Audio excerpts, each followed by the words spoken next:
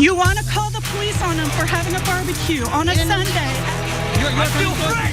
Back off! I'm going to tell them there's an African-American man threatening my life. Play wherever you're staying. Wait, so we can't. Which townhouse in here are you visiting? What's wrong with that, though? What? I said, what's wrong with that? Just playing around the neighborhood. You know what? How do I know that you are not picking on that kid in this bike? He's not picking on him. Do I know that? Just please go back to wherever you're coming from. And you put your phone away.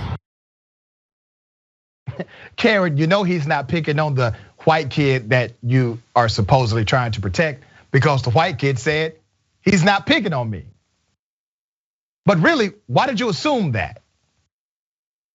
Remember when I said that when someone approaches a person of color and says, validate why you should be here. Show me your ID, tell me where you live, what's your address? That's the equivalent of saying, show me your freedom papers because you don't have mobility here, you don't have freedom here. I revoke your freedom unless you have freedom papers, unless you produce what I'm telling you to produce, information, a document, an ID. It's routine now. And this kid, this poor kid, who's extremely respectful, who's engaging in an appropriate way, but also very confused about why this is happening. And you know what's going to happen later? This kid has to go to his parents and say, here's what happened to me. And his parents will have to explain why. Because I guarantee you, he doesn't get it right then at that moment. Adrienne, what are your thoughts?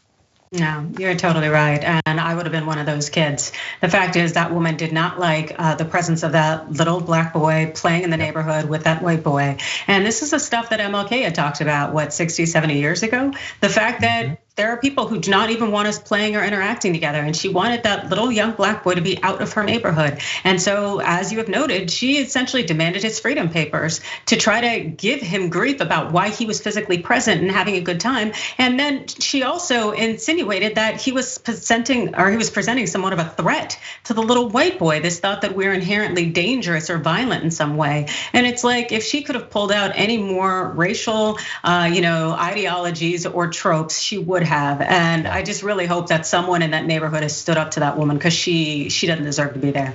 Well, a big reason, obviously, why we highlight these Karens is because it is a great reflection of not only their behavior, but of society. And hopefully, when you see yourself in the mirror, you autocorrect.